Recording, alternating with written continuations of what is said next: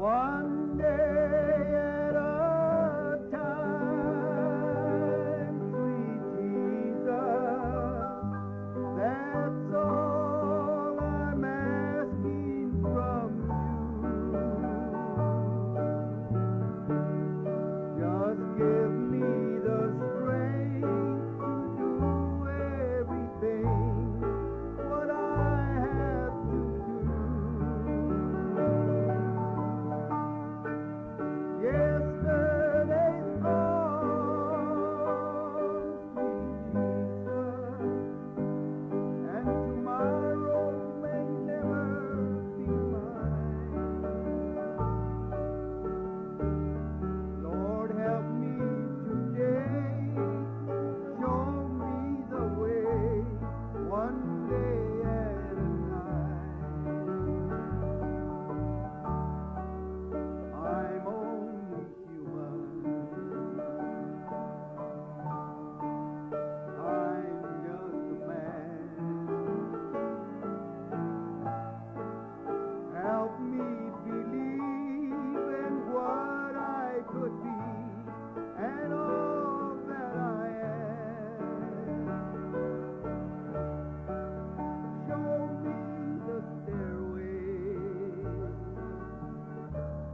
that I have to climb. Lord, for my sake, teach me to take one day at a time.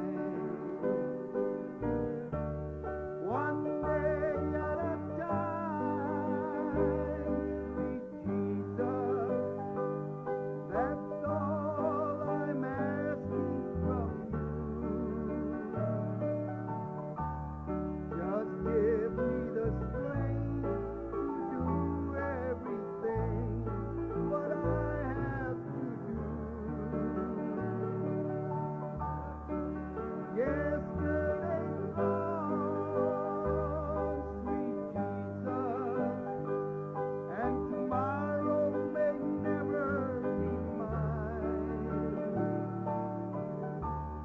Lord, help me today, show me the way, one day at a time. Necesitado me encuentro, Señor. Ayúdame hoy, yo quiero saber lo que debo hacer. Muestre el camino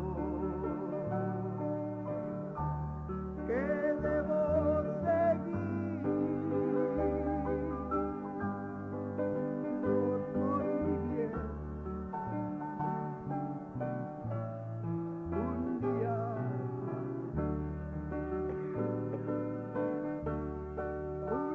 a la vez, mi Cristo es lo que quiero decir. Dame la fuerza para vivir un día a la vez.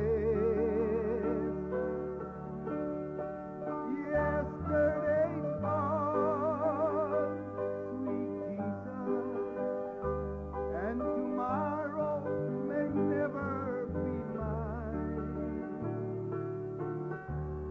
Lord, help me today, show me the way, one day at a time. Lord, help me today, show me the way, one day at a time.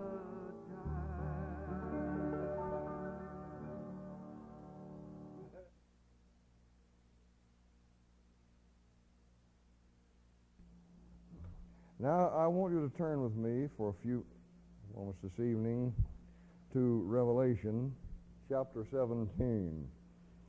It'll be more of a teaching this evening. In fact, I thought about putting the blackboard up here, but I don't really think I'll need it. There have been so many people telling me they've been hearing so much lately about humanism. And just what is humanism? What's it all about? And even President Reagan is referring to it very often. Well, in the end time, the Bible lets us know that we're going to have a world church. We're going to have a world church just like we'll have an amalgamated world government under the beast. And the church, a world church, will be under the rulership of the false prophet, very much like, I've used the example, like the Pope over the Catholic Church, or like our general superintendent, but he will be over the world church. We read about it a little bit in Revelation chapter 17, verse 1, and there came one of the seven angels who had the seven bowls and talked with me, saying, Come here, and I will show unto thee the judgment of the great harlot. This worldwide church is called by God a harlot, that sitteth upon many waters. That means many nations. She's worldwide. With whom the kings of the earth have committed fornication. She's right in cahoots with the government. And the inhabitants of the earth have been made drunk with the wine of her fornication. So he carried me away in the spirit into the wilderness, and I saw a woman.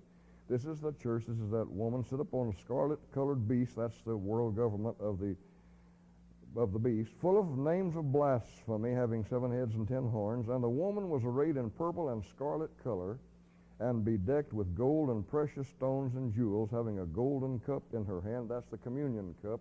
We've got one around here somewhere. There it is right there.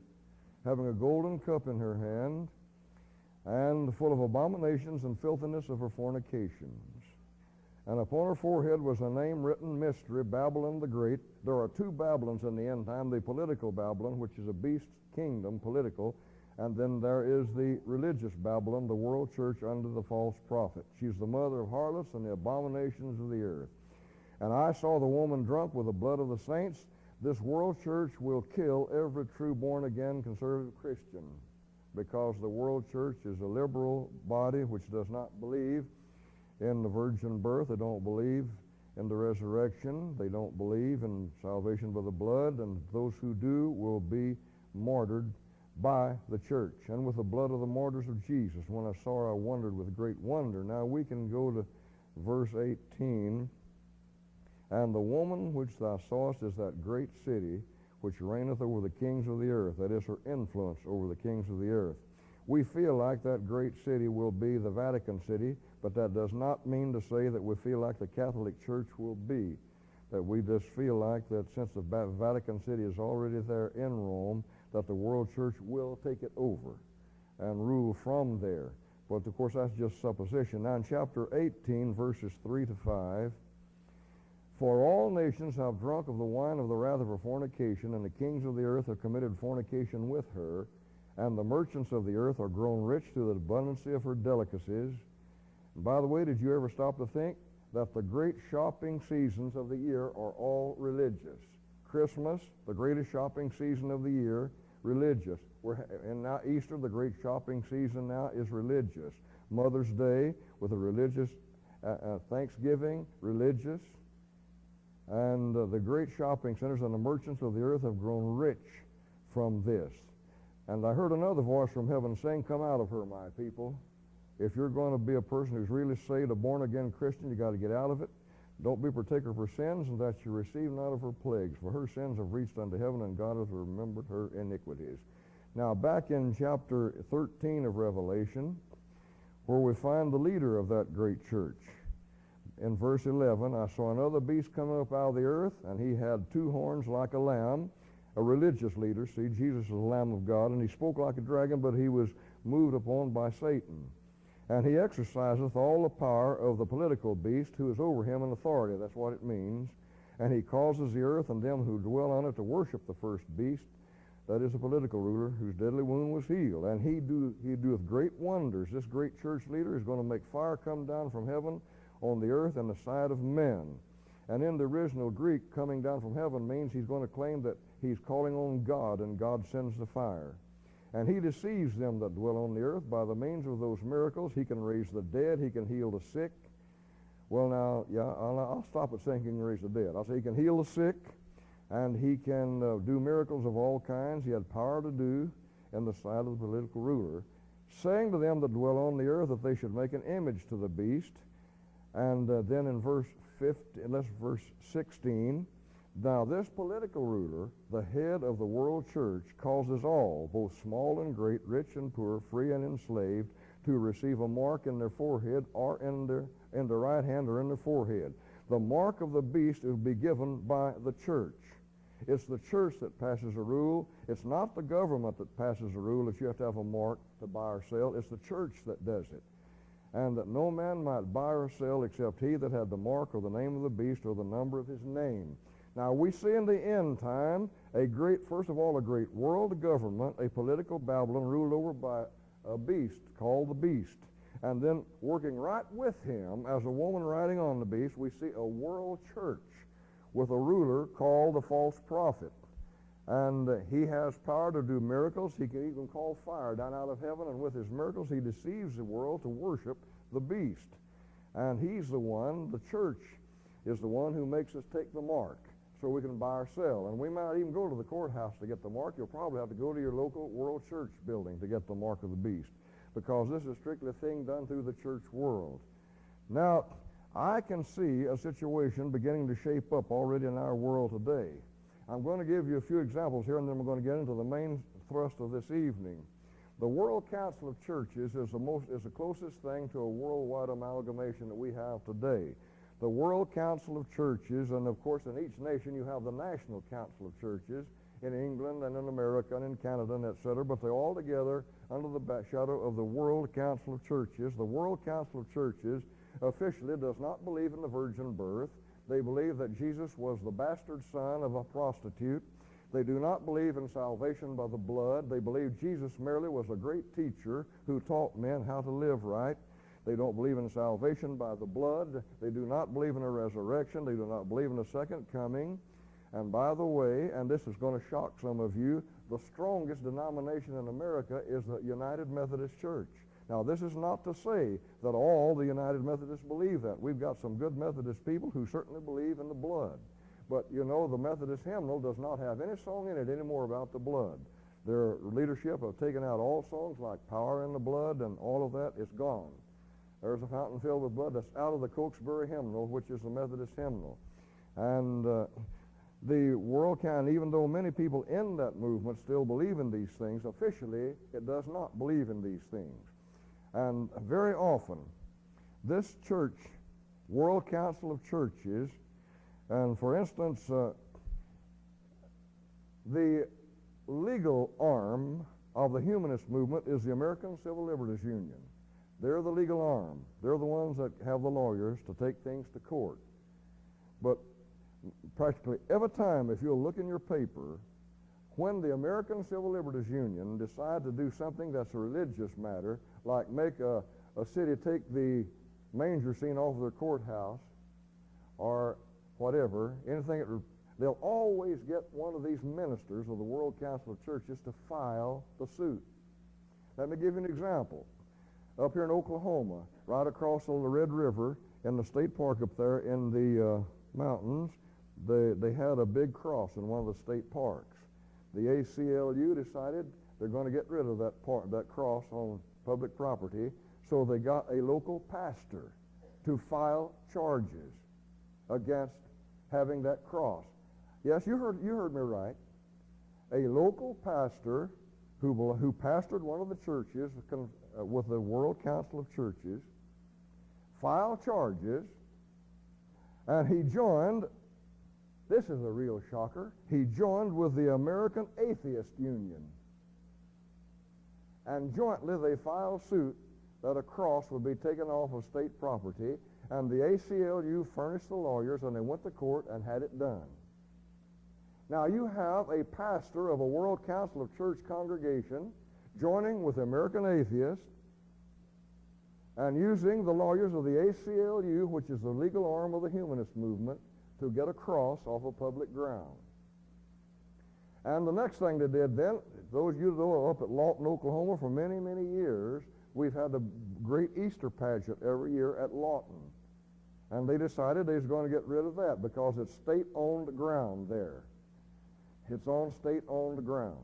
And so they got the local pastor of one of the World Council of Church congregations to file charges, to file suit against the state of Oklahoma for allowing an Easter pageant on public property. Well, at that time they had a conservative lawmaker up in Oklahoma City that pulled the rug out from under them.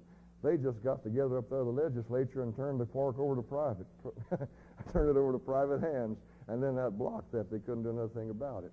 And so up where the Easter pageant is held now, the state of Oklahoma turned that much of the public park over to private hands so they wouldn't have to move the Easter pageant.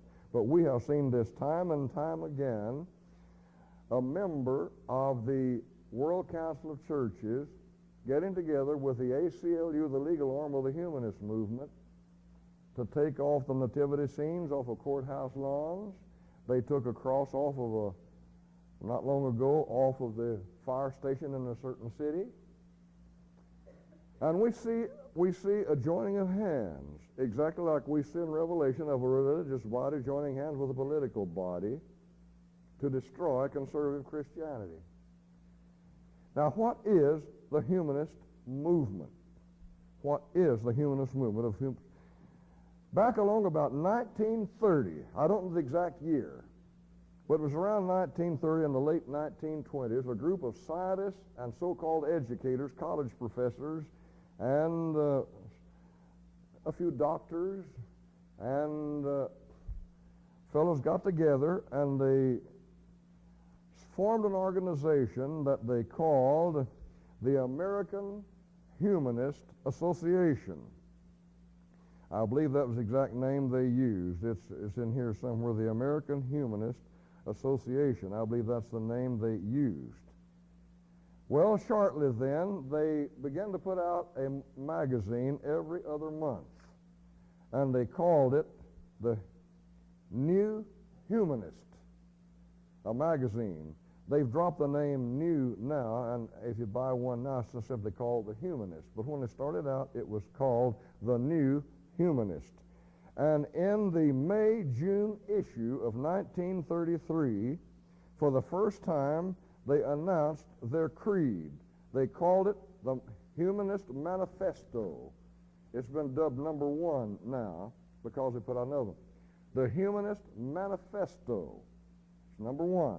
And in it they stated the 16, I believe it is, 15 principles of what humanism believes. And then a great number of people signed their names to it. Well-known figures in science and in the educational world and in the church world. They had several ministers from the World Council of Churches who joined with them. And they put out this manifesto. Now let me read one or two things out of this manifesto. And by the way, even though some try to deny it publicly now, the news media, they call themselves religious humanism. And it says so right here. And by the way, if any of you would like a copy, I'll explain the manifesto 2 in just a minute. If any of you would like copies of the Humanist Manifestos 1 and 2, we can run them off on a copier here. But I'm not just going to run off a bunch. If you really want one, you tell me, and I'll run off for you. And they made the statement here, in order that religious humanism, and they use the term themselves, may be better understood, we the undersigned desire to make certain affirmations which we believe the facts of our contemporary life demonstrate. And then they name 15 of these, what they call religious humanism. Number 1, religious humanists regard the universe as self-existing and not created. You say, religion? Yeah, that there was no God in creation. Number 2 is, humanism believes that man is a part of nature and that he has emerged as the result of a continuous process. In other words, evolution. We came from primates. Number 5 here, humanism asserts that the nature of the universe depicted by modern science makes unacceptable any supernatural or cosmic guarantees of human values. In other words, science has found out how the universe started, And so that means that does away with anything supernatural, and there's no such thing as human values. There are no such thing as values. In the 13th declaration here, it said certain religious institutions, that means us, their ritualistic forms, that means our services, their ecclesiastical methods like water baptism and so forth, and their communal activities, that's our social life, must be reconstituted as rapidly as experience allows in order to function in the modern world. In other words, we have got to redo the church. And that's all I'm going to read out of the number 1 manifesto. Many of the people, by the way, one of the signers of the original manifesto, though, was Lester Mondale, who was the brother of Mondale up in Washington now. He's one of the signers right here. Most of these signers have died. And so most of you young people wouldn't even recognize any of the names. But in their magazine, in the September-October issue in 1973, they issued a second manifesto, the Humanist Manifesto number 2. This is in 73, and in it they restated these 15 truths, and they added a couple more, and in it they laid down, I believe, a total of 17 creeds in the Human Manifesto number 2. Let me read a few things that was in this Human Manifesto number 2, and then I'm going to read you some of the names of the ones who co-signed it. As in 1933, that was when they put the first one out, humanists still believe that traditional theism, that means a belief in God, especially faith in the prayer-hearing God, assumed to love and care for persons, to hear and understand their prayers, and to be able to do something about them, is an unproved and outmoded faith. Now, I'm reading this out of their manifesto, so they can't say it's not true. Salvationism, that is preaching salvation, still appears as harmful, diverting people with false hopes of a heaven hereafter. Reasonable minds look to other means for survival. And they go ahead to say here, the next century can be and should be the humanistic century. In other words, the 19th century is to be the last century when people have religion like we do. In their ethics, in the third ethics, they read it right here, we affirm that moral values derive their source from human experience. Ethics is autonomous and situational, needing no theological or ideological sanction. In other words, there is no such thing as a moral standard as is laid down in the Bible. The standard is set by the community. What they mean is that in Sodom, homosexuality was perfectly all right because that was accepted by the community. That's what we call situational ethics. If a community or a country decides that incest is all right, it's perfectly all right. It's whatever the community decides is right. There is no such thing as a moral standard. Now, in their sixth ethics here, you listen very closely. In the area of sexuality, and you're going to remember this a little later when I show you some of the signers of this. In the area of sexuality, we believe that intolerant attitudes, often cultivated by orthodox religions and puritanical cultures, unduly repress sexual conduct. In other words, churches preaching a moral standard repress sex. Yeah, they're supposed to. They go ahead to say the right to birth control, abortion, and divorce should be recognized. Abortion is just fine, and so is divorce. And we do not wish to prohibit by law or social sanction sexual behavior between consenting adults. The many varieties of sexual exploration should not in themselves be considered evil. In other words, homosexuality is fine, premarital sex is fine, Anything you want to do, if you're just simply expressing yourself, should not be considered evil. In their seventh ethic here,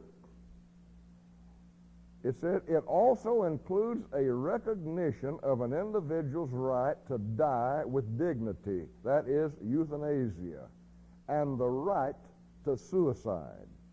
There's not one thing wrong with suicide if you want to kill yourself. And then some of these stupid humanists, the hypocrites, are getting on TV now and are deploring all the teenage suicide when it says right in there, man, that every man has a right to commit suicide if you want to. There's nothing wrong with suicide. Well, why are they raising all this sound about the teenagers committing suicide then? And it says euthanasia is perfectly all right. That is, if somebody's worthless to society, kill them. You see, a lot of people don't understand that happened in Germany because we got all caught up in the Jews and the Holocaust. But see, under Nazism, if you were crippled or deformed or sick and would not be productive anymore, or you got too old until you couldn't work anymore, you were to be put to sleep. And what humanism teaches is this, that if you are unproductive or too old to be productive, you should be put to death. Let me bring it down, right down to raw facts. If the humanists ran our nation, Nathan Comley back there, as soon as he was diagnosed as having leukemia, would have been put to death by a lethal injection. He would have been considered useless to society anymore. Under humanism, Brother Robinette, when you hurt your back and become unable to work, you would have immediately been put to death by lethal injection. You see, they carried a lot of that out in Germany under Nazism. I think that this commits us to some hard choices. In other words, we're going to have to give up democracy. We're going to have to come under the world ruler.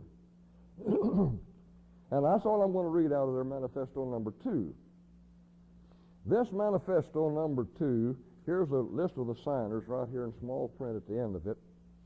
But let me give you some of the names of some of the signers of the manifesto number 2. It was signed, one of the signers was Isaac Asimov, this science author that you read some of his books today, Isaac Asimov. And he's on so much on Channel 13, he and Carl Sagan. Also, one of the signers was Alan Guttmacher, who helped organize and was the first president of the Planned Parenthood. It was also signed by Lester A. Kirkendall from Oregon State University, who's been called the father of the sex education movement because he organized the SIECUS, which is the ones who are propagating for sex education in schools. It was also signed by Lester Mondale, who's the brother of Walter Mondale. It was also signed by Betty Friedan, who founded the National Organization of Women, and she's been called the mother of the Women's Liberation Movement. These are some of the names that you recognize who signed the Communist Manifesto. And every year, the Humanist Manifesto, the Communists called theirs Manifesto too, the Humanist Manifesto. Every year they choose a Humanist of the Year. Let me read some of them. In 1957, the Humanist of the Year was Margaret Sanger, a big leader in the women's feminist movement. In 1962, the Humanist of the Year was Julian Huxley, the great scientist. I'm sure the high school students are familiar with his name. In 1968, the Humanist of the Year was Benjamin Spock. In 1975, the Humanist of the Year was Betty Friedan, who founded the National Organization of Women. And by the way, in 1976, the Humanist of the Year was Jonas Salk, who found the cure for polio. It has preachers, it has artists, it has writers, it has scientists, it has politicians who part of the humanist movement. They can't deny it, folks, because they put it on paper. When they put it on paper, they didn't realize that it was going to become such a thing of controversy in America. Here's a little statement from one of our newspapers, and it was in their Humanist magazine. It was the January-February issue in 1983. You can go to your library, and they'll probably have these Humanist magazines there, just like they have Newsweek and the others. But in the January-February issue of the Humanist magazine, which is the mouthpiece of the American Humanist Association, here's what they said. Listen real closely. The battle for mankind's future must be waged and won in the public school classroom by teachers who correctly perceive their role as the proselyters of a new faith, a religion of humanity. Now they're saying this, utilizing a classroom instead of a pulpit to convey humanist values in whatever subject they teach. Where it's a history teacher, an economics teacher, whatever, geography teacher, they're supposed to, however they can, use their classroom to teach the new religion of humanism. Now let's look at some of the things. Very simply, they state here some of the things they believe. Evolution, man gradually emerged by chance from lower forms of life over millions of years. Of course, they strongly believe in evolution because they don't believe in God. In self-authority, that is individual autonomy, man is his own authority and is not accountable to any higher power. This self-sufficiency generates self-interest, self-gratification. Well, this is this man adding this to it, I'm reading what they literally said here. Situation ethics. There are no absolute rules by which we live. Man is the final authority for his actions based on existing circumstances. All right. And here is something listening. Listen to this. Everyone should be exposed to diverse viewpoints, including an emphasis on profanity, immorality, and perversions as acceptable modes of self-expression. In practice, this includes children of any age. What they're saying is here that anybody, any age, should be exposed to all kinds of profanity, and let them make their own minds up if they want to use that kind of language. They should be exposed to all kinds of immoral behavior, and let them make up their minds if they want to be guilty, if they want to be a homosexual or heterosexual, or if they want to be engaged in incest. Let this little girl decide, this little 8-year-old girl decides if she wants to have sex with her dad.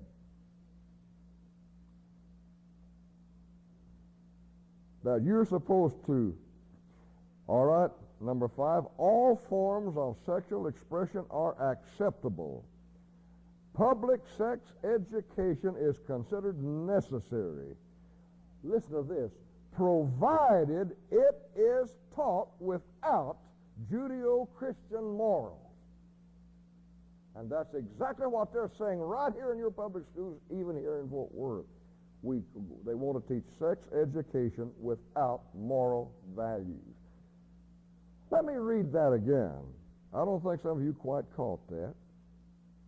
Public sex education, all forms of sexual expression are acceptable, no matter what it is. Public sex education is considered necessary provided it is taught without Judeo-Christian morals. Now, here's another statement. Man creates God out of his own experiences. In other words, God is just a figment of the imagination. Now, here's the one world government. Government ownership or control of the economy should replace private ownership of property and the free market economy. A one world government of totalitarianism. Global citizenship should replace national self-determination. In other words, under one government, we wouldn't be Americans or English or French. We'd all just be this one. And here's another statement. There is no hope of existence beyond the grave. There is no heaven. There is no hell. So consequently, euthanasia, the killing of those who are no more any use to society, and suicide are endorsed. Then if we're going to use the public classroom to teach humanism, which plainly says that suicide is not wrong, you have a right to determine if you want to end your own life, then why are the hypocrites getting on TV and raising a wail over teenage suicides? You see, the hypocrisy of that just burns me up. It's a bunch of absolute hypocrisy.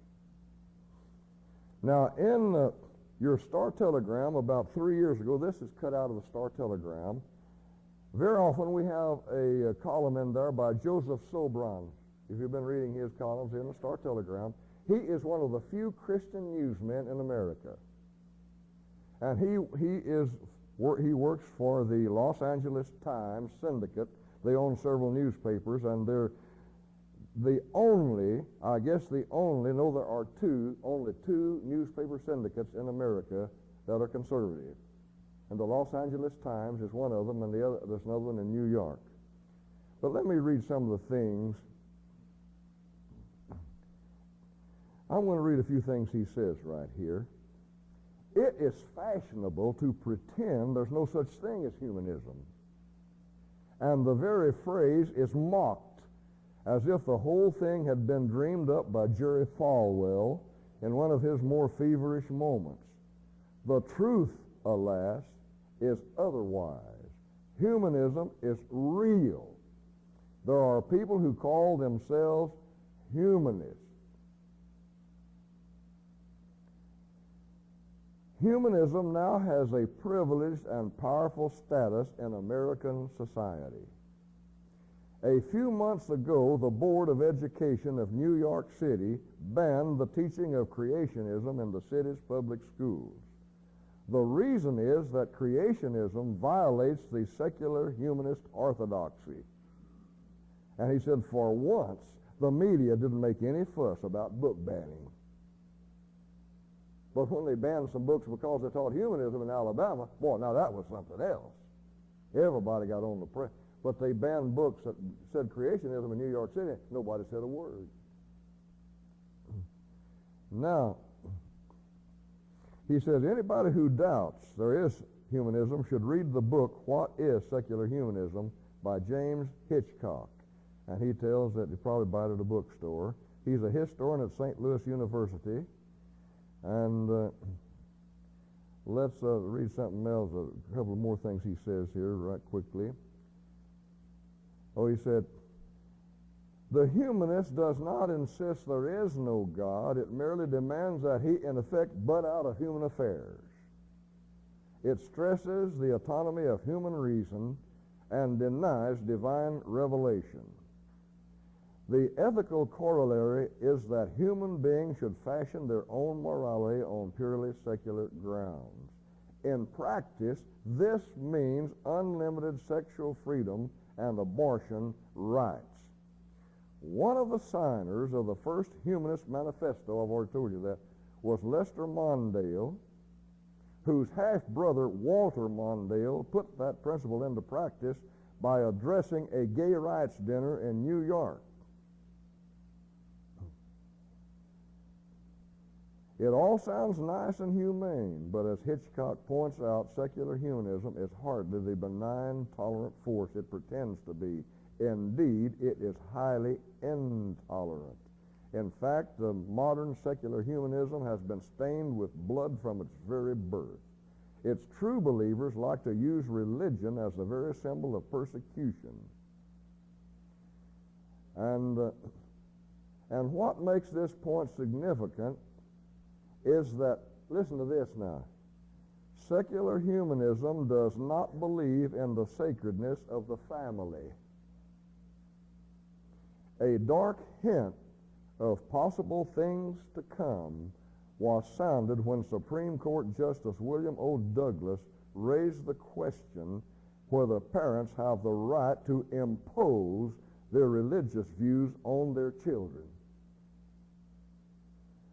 In other words, the question has been brought up in the Supreme Court if Elsa has a right to tell her little boy that God is real and that Jesus died for sins. That it should be a national law that she doesn't tell him anything and let him get old enough and let the public school determine what he wants to believe. And this was a newsman writing this. I have lots more material, but time is running out this evening. So I want to make a few more comments here before we close. Here is what they have, the goal that the humanist movement has set. That in the 1980s, that by 1980, they would gain control of the media, especially TV. And they did. They did. And by the way, this is going to shock some of you because they're so subtle very often until you can't figure it out. But Star Wars and the movie The Empire Strikes Back and the movie The Encounter of a Third Kind were all put out expressly by humanists to prove there is no God. And Star Wars is one of the most popular things, and some of you folks in here are letting your children play with their Star Wars toys, and they were put out to show that all through the universe there is no God. And it's very subtle. One of the most famous of the humanists in the entertainment media is Norman Lear, and his All in the Family. That's not put together just to make you laugh. You notice it's put together to show that a conservative Christian is nothing more than an Archie Bunker. And that and they got him talking about the Bible and God and saying outlandish things and quoting things that are not even in the Bible, and they're trying to make fun of Christianity. That's why we're all over a bunch of dumb nitwits. And Norman Lear, with all his programs, is a main humanist. And of course, some newsmen of the nation, like Nicholas Van Hoffman, preach it as fervently as I preach the gospel. But they had set a goal that by 1980 they would control the media, especially TV, and they have reached it. There are very, very few TV stations today that are not controlled by humanists. By the way, and the media, the newspapers also on the radio, but especially TV. And I'll tell you something about your own Star Telegram, right here in Fort Worth. As long as it was owned by the, what's his name, Amon Carter family, it was a very conservative paper. There was a day when one of the most famous cartoonists in America was Hal Kaufman in the Star Telegram, who was a Christian conservative. But a few years ago, 2 or 3 years ago, the Star Telegram was bought by Capital Communications in New York City, and I don't know if you noticed or not, but the Star Telegram has totally dropped its conservative cloak and is strictly a liberal newspaper now, ruled from New York City rather than from Fort Worth. And they've got Etta Hullman now for their cartoonist, who hates the very name of Reagan. And any time she can get anything, she'll put out a cartoon that is despicable against Reagan, and she despises the United States government. You can tell it by her cartoons. She's a one-world government humanist, and she can put in cartoons, and boy, does she love to put in cartoons against conservative Christians. If she, like Falwell, and she put out one that was just absolutely despicable on this problem that's going on now with Jim Baker and so forth. But it has turned from conservatism to liberal. We only have 2 syndicates today left in the newspaper realm that are conservative. The whole media, practically all together, Dan Rather is an avowed humanist, Walter Cronkite, you go right down, Ted Koppel, you go right down the list, these are all people who believe that we're just a bunch of nuts. And they did that. Now they've said they have a goal that by 1990 They intended to control the public schools. And though here they've not had as much luck down here as they have in other parts of the nation, and because of that, some of you don't know the inroads they've made in other states. Because here the public schools still have a lot of Christianity taught in it, you don't realize that there are states in this union that are totally humanist, their school systems. And for instance, the state of Minnesota, the humanists have totally taken over the public school systems in the state, and Christians by the thousands are taking their children out of the public schools up there. But you see, the humanists have this goal. They want to eventually get a law passed that every child will have to go to public school. And that'll do away with Christian schools and private schools. And now their goal is that by the year 2000, they will control the government. And in this world, we have what we call a trilateral commission. When I first heard of it, I thought of somebody like Jimmy Swaggart just getting a little wild. But our son Bob was very much in the business world, and he took the new, Wall Street Journal. He took the Wall Street Journal. And one day I was looking at one of his Wall Street journals, that was while he was still living at home, and it was telling about the Trilateral Commission. And I thought, well, this is not just a Jimmy Swaggart thing. This is not something that's come from the pulpit. And they explained exactly what it was. The Tri is the banking system of America, the banking system in Europe, and the banking system in Japan. That's the Tri. The head of the banking system here in America is the Chase Manhattan, owned by David Rockefeller. And the one in Europe, it's by, there were two main one, he's a German man. I can't think of his, what? No, Rothschild is the Jew. It's the Rothschild and this German fella. His name starts with a W, I think. I may be wrong. Or see, Rothschild is an atheistic Jew. And those two bankers control from Europe. And in Japan, it was Mitsubishi was one, Mitsubishi, and who was it? But see, what they're saying, we've got to have a one world currency. The yen, the franc, the pound, the mark, the dollar, everything has got to be put on one basis. And the Wall Street Journal was saying this now. That was a few years ago. They said if that was done today, they said, and the dollar would have to come down and the yen come up and others, they have to level out all over the world. And it made us think that if you had $10,000 in a savings account this afternoon, and that was put in effect tonight, you would only have $1,000 in the morning.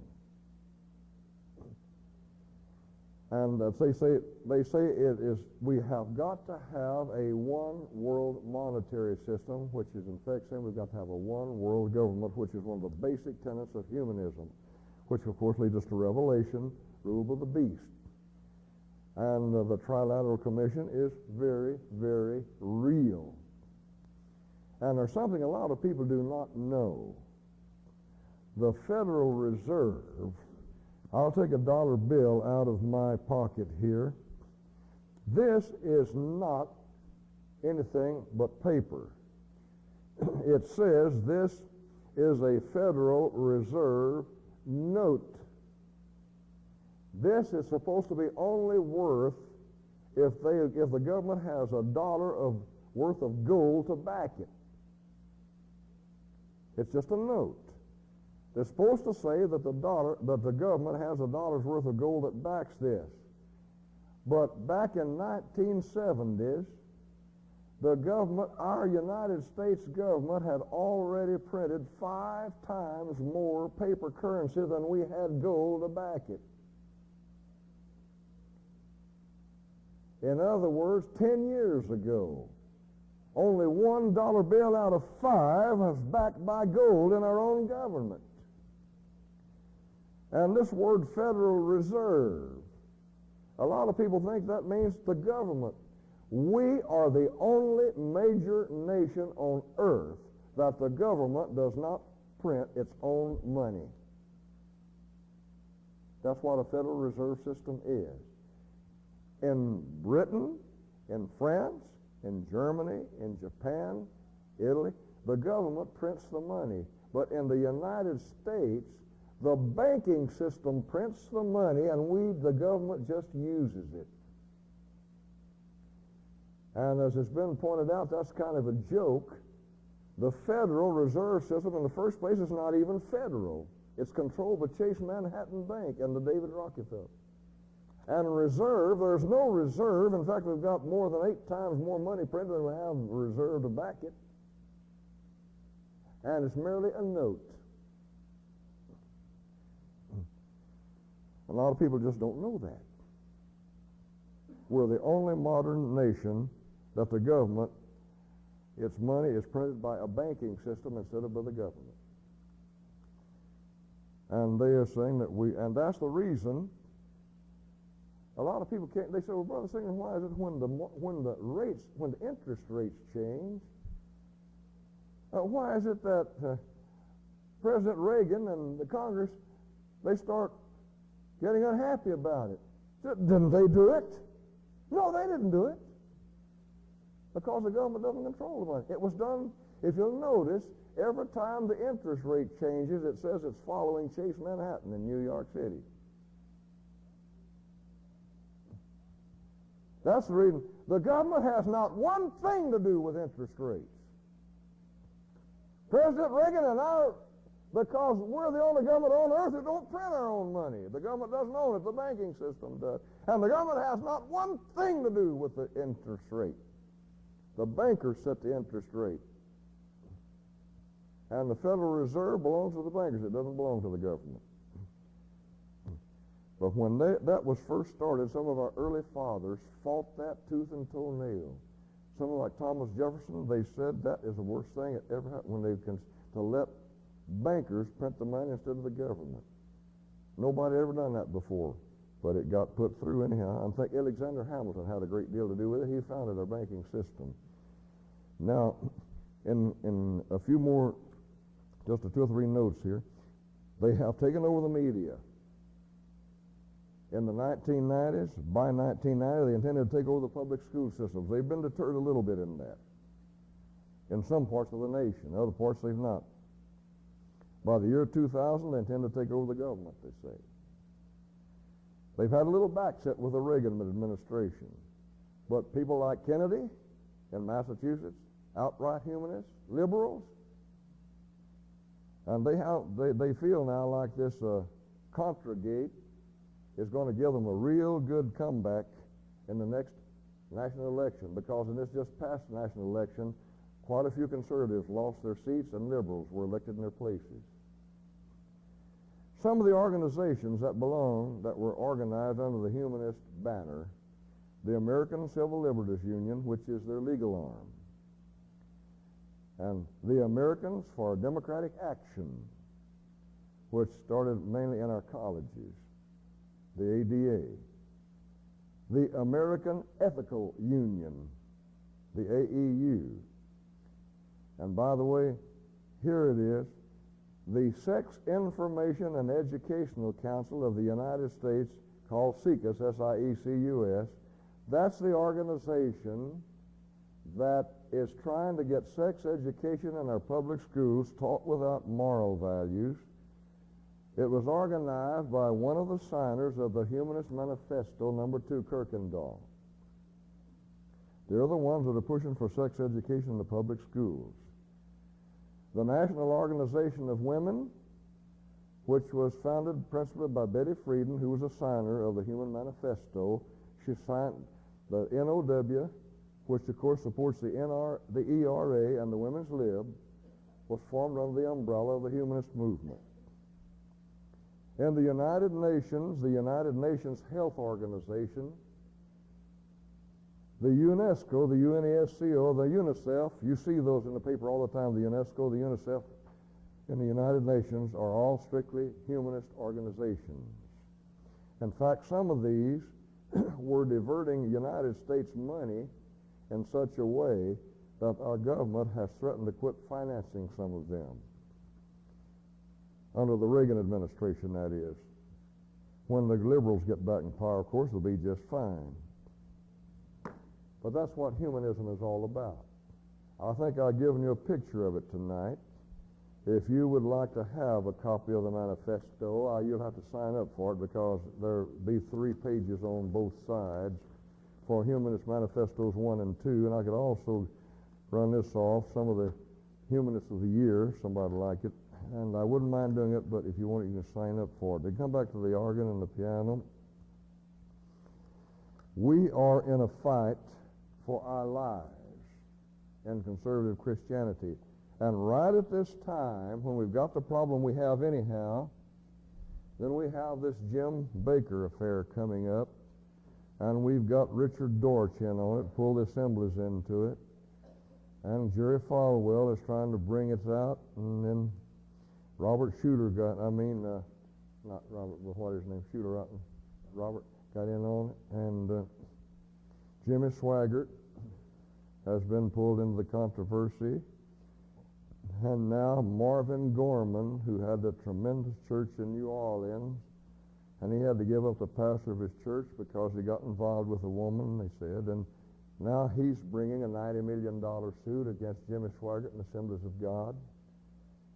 And this whole thing is going right at a time when the humanists are doing their dead level best to take over the public schools and the government anyhow, and saying that conservative Christians are nothing but a bunch of outmoded religionists that ought to be wiped off the face of the earth anyhow. There's no God, there's no moral values.